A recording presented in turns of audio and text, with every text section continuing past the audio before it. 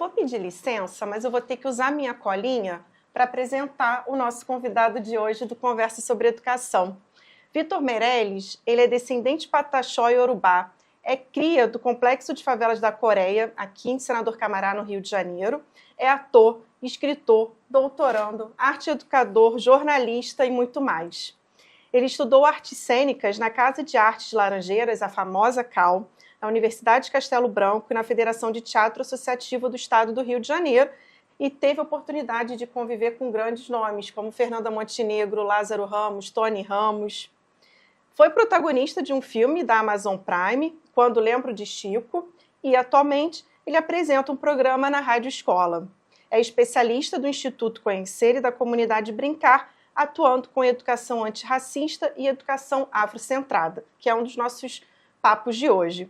Em sua trajetória educacional, passou pela formação em mediação de educação, arte e cultura e curadoria de arte na Escola do Olhar do Museu de Arte do Rio. É mestre pelo Programa Avançado de Cultura Contemporânea da UFRJ, onde faz o doutorado em psicologia. Além disso, é pós-graduado em filosofia e direitos humanos e tem formação em arte preta. E no Instituto Corpo Tátil ministrou aulas de arte para cegos no Instituto Benjamin Constant e para surdos no SESC, contribuindo para a inclusão e a democratização do acesso à arte. Vitor, muito obrigada. Isso aqui é só um início, né? Eu fico até assim, emocionado ao ouvir, né, um pouco da minha história, porque normalmente a gente nunca, como diz um amigo meu, a gente nunca faz aquela coisa da conta de pedreiro, né? A gente nunca vai anotando o que a gente vem fazendo ao longo de uma vida. Só quando precisa atualizar o currículo. Só quando precisa, e às vezes a gente nem faz isso, né? Mas eu fico muito feliz de estar aqui hoje nesse programa falando de educação, falando de algo que eu amo, que é a arte, que é a educação. E para você que está aí, que no momento não pode me ver, eu sou um homem negro, não retinto. Nesse momento estou usando um óculos tipo aviador, meu cabelo baixinho, o pouco que eu tenho, preto. Estou com uma camisa amarela, tipo sol, e aqui vestindo um casaco com um tecido africano, caça jeans, e aqui dentro do estúdio, na CCERJ. Então eu vou aproveitar também, vou fazer a minha audiodescrição. Eu sou uma mulher branca, de 39 anos, cabelos lisos, uso óculos de grau e uma blusa com listras brancas e rosa. Vitor, a minha primeira pergunta é um pouco no que você já falou na sua apresentação, né? Você é educador, fala de inclusão, bullying, racismo, é artista, é ator e usa a arte para falar de educação e para falar desses assuntos, que muitas das vezes são assuntos áridos, né? Mas por que você escolheu, então, essa abordagem, educação e arte? E como ser cria de favela, como ser descendente indígena, também marca essa sua trajetória? Assim, a arte e a educação eu conheci em Realengo, numa universidade, que é a Universidade de Castelo Branco, e percebi que, através da arte, todo o conhecimento, todo o conteúdo programático, ele fica muito mais leve, fica muito mais divertido. E eu passei a gostar muito mais dos conteúdos, a partir ali usando o teatro, a música, a poesia. E dali eu percebi e entendi que eu tinha que também realizar isso em outros lugares. Então ali eu me apaixonei pela arte e educação. Eu digo sempre para todo mundo que as pessoas ficam, Victor, você faz muita coisa. Eu digo, eu prefiro que me delimitem como artista, ator.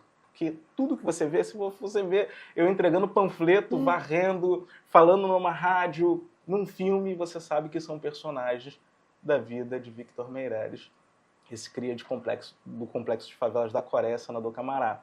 E isso foi muito importante porque a gente bem sabe que a educação pública, a educação em lugares, territórios periféricos, com baixo IDH, territórios majoritariamente pretos, então é difícil, é complicado.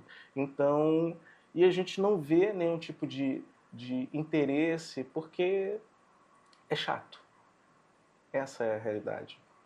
E acredito que não só para essas pessoas que, como eu, estão na favela, ou vivem ou saíram da favela, mas a questão é que a arte, o que a arte tem? A arte tem uma magia, a arte é entretenimento, a arte é felicidade, a arte é dinâmica, a arte promove e provoca a troca, promove um movimento. Então é a partir daí que a pessoa passa a se interessar pelo aquele conteúdo que talvez na cabeça dele, por ninguém dizer para que serve, ele passe a entender. Às vezes, eu quero ser cantor. Ele percebeu ali numa música, achou interessante, eu quero ser cantor. E aí ele passa a estudar algumas coisas para que ele possa ser cantor, que foi o que aconteceu comigo. Então, assim, eu começo a ler o primeiro objeto, o primeiro texto que eu leio, dizendo que eu quis uma iniciativa própria, foi aos 16 anos. Eu brinco que a obra foi a Neutrox. Que aí todo mundo, Neutrox, Neutrox, Neutrox, Neutrox, que na realidade era o que eu tinha no banheiro. Então, quando uma professora minha disse para mim que a única forma de eu ser o que eu amava, que era um artista, eu tinha que estudar.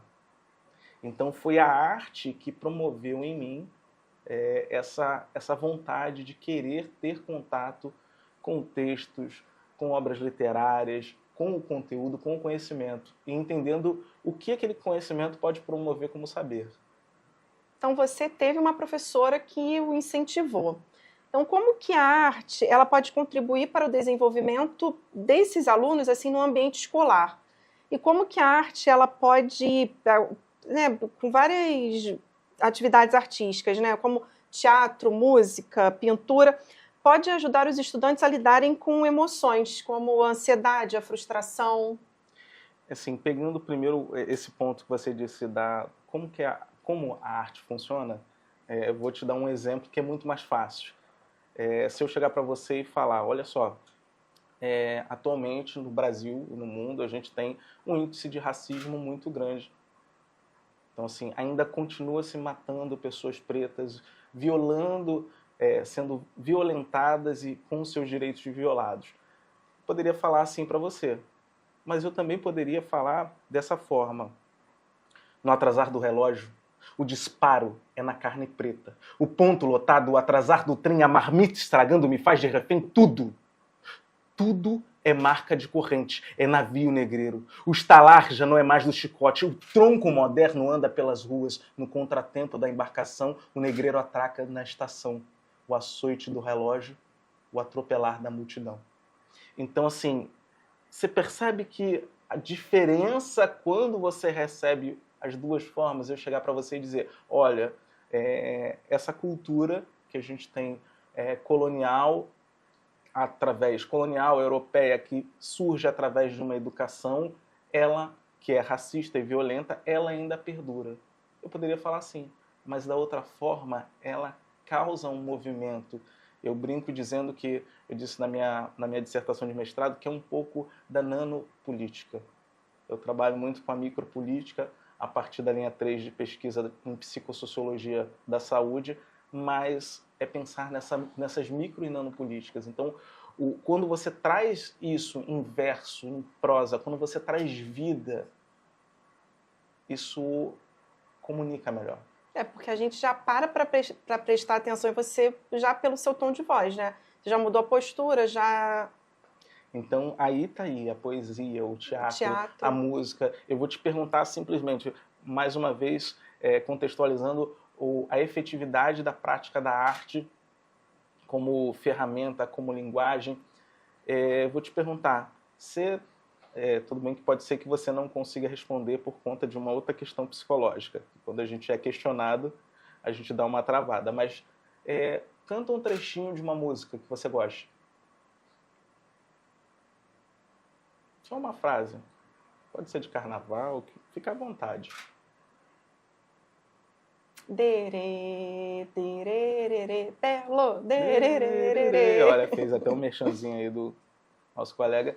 Aí eu te pergunto, dentro de uma realidade pedagógica, didática, educacional, e dentro até de um contexto de preparação de teatro, quantas vezes você leu para poder ou copiar ou decorar essa letra?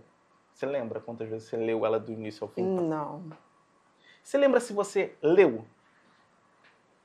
Acho que não. Tá aí. Então, assim, só por você ouvir a música, e você imagina quanto conteúdo tem nessa música. quantas narrativas, quanto conhecimento, quanto informação, quanto saber que essa música te traz. Então, assim, então é só para resumir, eu acho que a melhor forma de mostrar é através do exemplo e da referência, pensando que nossa educação é a partir dessa reprodução. Então é isso. E a arte, ela chega para todas as pessoas, inclusive para crianças, para adolescentes com necessidades educacionais especiais. Como que ela pode ser uma ferramenta de inclusão? Como que a arte pode ser essa ferramenta? A arte ela pode ser uma ferramenta de inclusão, pensando, como eu já trabalhei com surdos e com cegos, cegos no Instituto Benjamin Constant, no Instituto Corpo Tátil, surdos lá no SESC em São Gonçalo, com a PAI, é uma forma de você, pensando nesse público, driblar o capacitismo. Porque a gente, o tempo todo, a gente é pautado de você não pode, você não consegue, você acha não que faz. vale a pena, Vitor, você explicar o que é capacitismo para quem está nos assistindo? Não sei se todo mundo conhece, né, sabe o que é. Então, capacitismo é um conceito, é um termo utilizado para quando a pessoa acredita que a outra não é capaz de fazer. Então, assim, vamos dar um exemplo que eu gosto de exemplos. Eu gosto dessas metáforas de figuras de linguagem. Então, assim, vamos supor, Renata, se eu digo para você que você não é capaz de ler esse texto, eu estou sendo capacitista. Então, se eu digo, enquanto você, Renata, supostamente tem uma deficiência, seja física, seja psicológica, você, vamos supor, você é deficiente visual, e aí eu digo que você não consegue atuar. Eu estou sendo capacitista. Victor, você falou que ministrou aulas para pessoas cegas no Instituto Benjamin Constant, também teve uma experiência no SESC. Você pode contar um pouquinho para a gente como que isso se deu? Assim, fisicamente e emocionalmente, para mim, se deu como essa frase meio clichê, divisor de águas. Mas, na realidade, eu digo muito que foi quase um atropelamento. Sabe, aquilo que deixa a marca? Porque acaba que eu digo, às vezes eu faço alguns comentários, que é uma opinião minha, que às vezes, pensando na educação enquanto essa educação reprodutora, e pensando que somos, essa educação ela reproduz o racismo, o capacitismo, então eu me via muitas vezes nesse lugar. E estar com uma pessoa cega, estar com uma pessoa surda, e entender que ela se comunica, ela fala muito mais do que, às vezes, uma pessoa que não é surda. Estar no palco com uma pessoa cega foi perceber que muitos dos limites eles são impostos. E você perceber que uma pessoa cega, ela se movimenta no palco dando vida a um personagem, claro, com toda a técnica, toda a prática, ensaio, mas que a plateia ela não percebe que ele é um ator, um artista, uma atriz cega. Então isso para mim foi trazer uma reflexão da minha própria vida, do meu próprio fazer enquanto ser humano. Então para mim foi emocionalmente dessa forma. Outra pauta super importante do seu trabalho é uma educação antirracista, né? Como é que funciona essa abordagem? A arte também pode ser usada? E quais são os impactos que você já observou? Atualmente eu tenho um trabalho que se chama Bullying, Qual é a Graça? Eu digo atualmente que tem mais de 10 anos, que eu trabalho com essa narrativa que é pensar esse antirracismo, pensar em promover a paz nas escolas, diálogos de paz, tentar cada vez mais prevenir a violência dentro das escolas. E esse trabalho ele é uma ferramenta de produção de experiência. Ele eu posso dizer que o nome é uma palestra artística, mas na realidade ela usa o teatro como meio de comunicação e linguagem. Então, é trazer o teatro para apresentar uma história que é uma história que tem ali a verve e passando as práticas racistas, as práticas de violência, e aí, a partir daí, causar uma reflexão na plateia. E trazer um diálogo, fazer uma troca com a plateia. muitas das vezes ela que não sabia que aquela atitude que ela tem é uma atitude racista, é uma atitude violenta. Por quê? Porque dentro de um contexto educacional, o que ela aprendeu? Ela aprendeu que em casa, se ela não faz algo, a mãe bate, o pai bate, o irmão bate. Então ela aprende que qualquer negativa de resposta, a agressão é a finalidade, é o resultado. Então é nesse sentido que ela começa a perceber que não. Quando ela ouve o personagem falando, trazendo textos, conversando diretamente com ela, então é uma forma de sensibilizar para que esses jovens, esses adultos possam refletir em relação a isso. E praticar o antirracismo é muito mais que um contexto de lei, um contexto de ordem, uma obrigação, um dever, mas eu acho que teria que ser um cotidiano. Porque assim, porque a gente já passou aí décadas e ainda assim a gente vê o povo negro sendo violentado. E para que isso diminua, a gente tem que ser antirracista no sentido de ter cada vez mais informações. Hoje, estar aqui com você, estar aqui nesse ambiente da CCERJ, é uma possibilidade de promover o antirracismo. Pode não parecer, mas sim, porque é um homem negro que está dentro de um espaço. Um homem negro que teve a sua trajetória de vida narrada, e é uma trajetória que é uma trajetória positiva. Por mais que tenha vindo de uma região que supostamente, dentro de um ideário... Não se esperava isso. Não se esperava, era produzido de outra forma. Então, cada vez mais que a gente possa compartilhar esse tipo, são ações antirracistas. E a arte, seja o cinema, a TV, o teatro, a música, a poesia, são ferramentas maravilhosas, porque faz, como você bem falou aqui no início, abre um canal de atenção, cria uma conexão.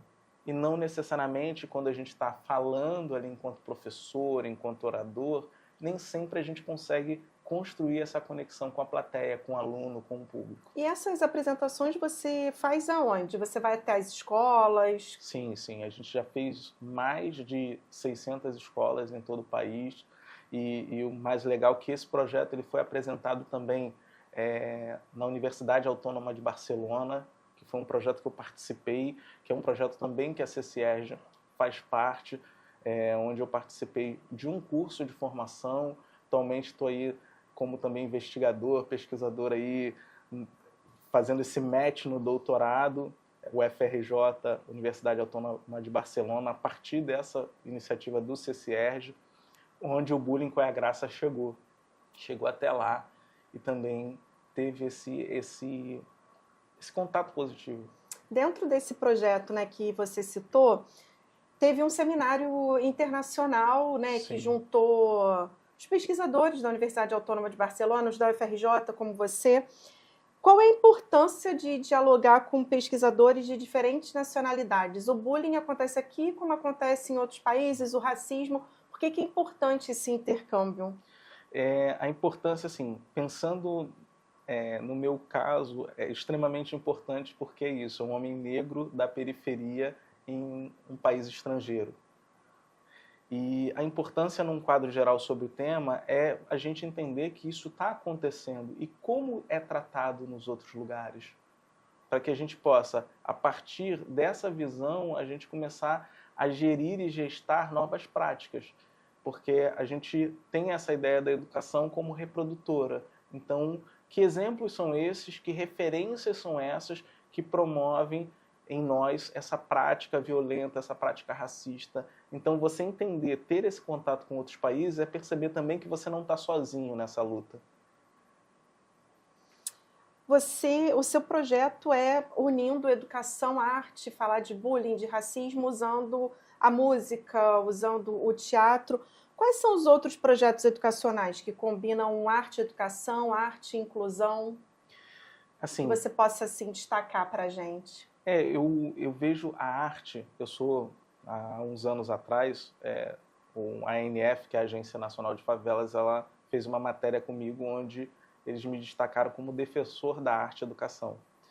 Então, assim, eu vejo que em todos os projetos que têm uma relação educacional, pedagógica e didática, a arte ela é muito importante estar presente nesse diálogo.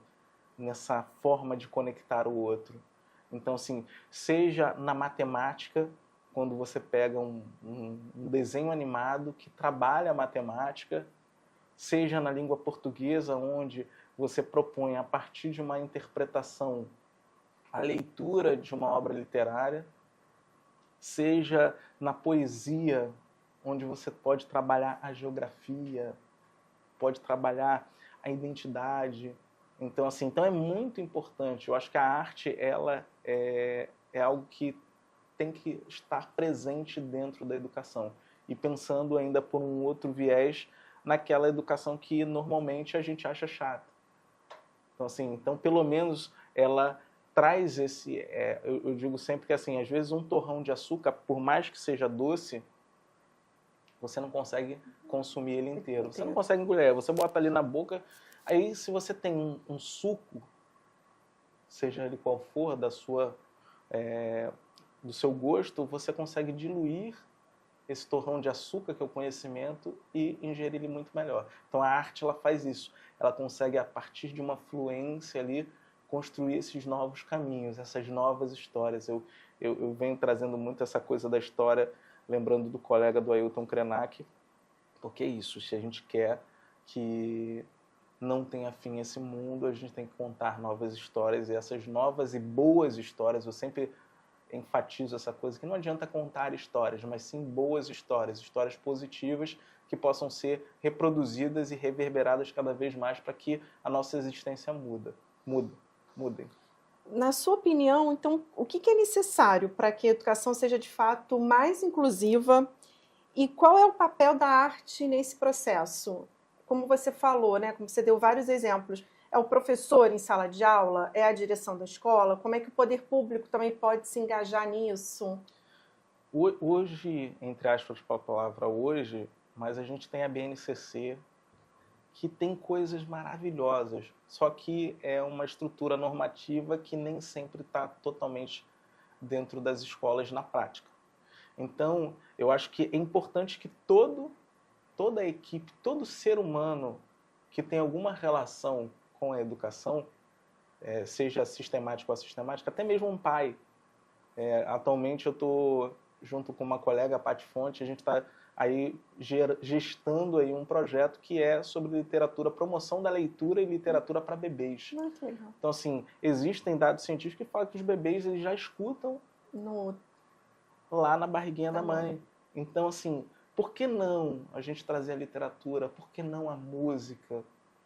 Então, eu acho que todos esses personagens dentro desse cenário educacional, eles têm que ter cada vez mais entender que a arte ela tem que estar em conjunto. Victor, e quem quiser acompanhar seu trabalho, como é que pode te seguir? Todas essas dicas, eu imagino que vocês tenham curtido muito o papo, como eu gostei. Olha, Instagram, Victor Meirelles Ator, Facebook também, Victor Meirelles Ator, Victor Meirelles Oficial, mas vai no Instagram, Victor Meirelles Ator, no Google vai lá e escreve Victor Meirelles Ator ou Victor Meirelles Arte Educador, lembrando que é Victor com C, Meirelles com 2 L's. Então, ator, vai lá. Quero muito te agradecer. Você quer deixar um último recado para quem está nos assistindo? Olha, eu acho que o recado que eu diria para vocês, pensando no movimento da educação e também nesse movimento que a educação tem de primeiro acolher, é que a gente, possivelmente às vezes a gente se sente perdido. E muitas das vezes a gente acha que é o fim. Mas um olhar, uma palavra, um sorriso, um abraço pode nos mostrar que a história ela ainda pode correr adiante. Então, sorria para si e para os outros. Olhe, fale, abrace. É isso. Que lindo encerrar o Conversa sobre Educação assim. Mais uma vez, muito obrigada. Eu que agradeço. E até a próxima.